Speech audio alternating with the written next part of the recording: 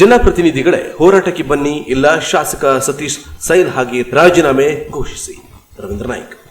ಶಾಸಕ Satish sail multi speciality ಆಸ್ಪತ್ರೆ ಆಗದಿದ್ದರೆ ರಾಜೀನಾಮೆ ನೀಡುವುದಾಗಿ ಘೋಷಣೆ ಮಾಡಿದ್ದು, ಉಳಿದ ಪ್ರತಿನಿಧಿಗಳಿಗೂ ಈ ತರ ಘೋಷಣೆ ಮಾಡುವ ಧೈರ್ಯವಿದೆಯಾ ಎಂದು ಸವಾಲು ಹಾಕಿದ ಅರಣ್ಯ ಭೂಮಿ ಹಕ್ಕು ಹೋರಾಟಗಾರರ ವೇದಿಕೆಯ ಅಧ್ಯಕ್ಷ ರವೀಂದ್ರ ನಾಯ್ಕ್.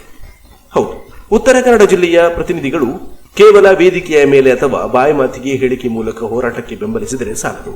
ಪಕ್ಷಾತೀತವಾಗಿ ಜನಪ್ರತಿನಿಧಿಗಳು ಕೂಡ ಈ ಹೋರಾಟಕ್ಕೆ ಬಲ ನೀಡಲು, ಜನರ ಜೊತೆಗೆ ಗೆಲುವು ದೊರೆಯುವವರೆಗೆ ಜಿಲ್ಲೆಯ ಹೋರಾಟದಲ್ಲಿ ಸಕ್ರಿಯವಾಗಿ ಪಾಲ್ಗೊಳ್ಳಿ, ಜನತೆಗೆ ಮಲ್ಟಿ ಸ್ಪೆಷಾಲಿಟಿ ಆಸ್ಪತ್ರೆ ಭಾಗ್ಯ ಕರುಣಿಸುವವರೆಗೂ, ಜೊತೆಗೆ ಅಘನಾಶಿನಿ, ಬೇಡ್ತಿ, ವರದಾ, ಗಂಗಾವಳಿ ನೈಜತೆ ಉಳಿಸಲು ಪಣತೊಟ್ಟು ರಾಜೀನಾಮೆ ನೀಡಿ ಹೋರಾಟಕ್ಕೆ ಬೆಂಬಲ ನೀಡುವುದಾಗಿ ಜನವರಿ 11ರಂದು ಶ್ರೀಮದ್ ಗಂಗಾಧರೇಂದ್ರ ಸರಸ್ವತಿ ಮಹಾಸ್ವಾಮಿಗಳ ನೇತೃತ್ವದಲ್ಲಿ ಜರುಗಲಿರುವ ಸಭೆಯಲ್ಲಿ ಹಾಜರಿದ್ದು, ಜನಪ್ರತಿನಿಧಿಗಳು ಜನಸ್ತೋಮದ ಮುಂದೆ ವಾಗ್ವಾದ ಮಾಡಬೇಕು ಎಂದು ಅರಣ್ಯ ಭೂಮಿ ಹಕ್ಕು ಹೋರಾಟಗಾರರ ವೇದಿಕೆಯ ಅಧ್ಯಕ್ಷ ರವೀಂದ್ರ ನಾಯ್ಕ್ ಅವರು ಸವಾಲು ಹಾಕಿದ್ದಾರೆ. ಉತ್ತರ ಕನ್ನಡ ಜಿಲ್ಲೆಯಲ್ಲಿ ಮಲ್ಟಿ ಸ್ಪೆಷಲಿಸ್ಟ್ ಆಸ್ಪತ್ರೆ ಬೇಕು.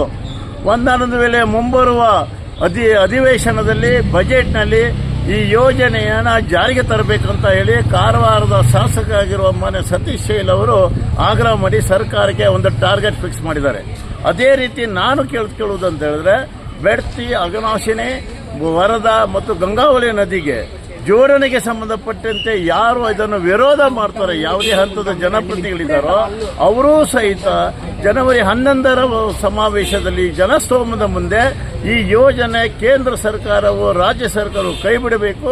ಬಿಡದೇ ಇದ್ದರೆ ತಾವು ಜನಪ್ರತಿನಿಧಿಯಾಗಿ ಪ್ರತಿನಿಧಿಸುವಂಥ ಸ್ಥಾನಕ್ಕೆ ರಾಜೀನಾಮೆಯನ್ನು ಕೊಟ್ಟು ತಾವು ಜನಪರವಾದ ಈ ಹೋರಾಟಕ್ಕೆ ಭಾಗವಹಿಸ್ತೀವಿ ಅಂತ ಘೋಷಣೆ ಮಾಡಿ ಸತೀಶ್ ಸೈಲ್ ಅವರು ಹಾಕಿರುವಂತಹ ಮಾದರಿಯಲ್ಲೇ ಇನ್ನುಳಿದ ಜನಪ್ರತಿನಿಧಿಗಳು ಈ ಮಾದರಿಯನ್ನು ಅನುಸರಿಸಬೇಕು ಅಂತ ಹೇಳಿ ನಾನು ವಿನಂತಿಯನ್ನ ಹೋರಾಟದ ಪರವಾಗಿ ಕೇಳ್ಕೊಳ್ತಾ ಇದ್ದೇನೆ.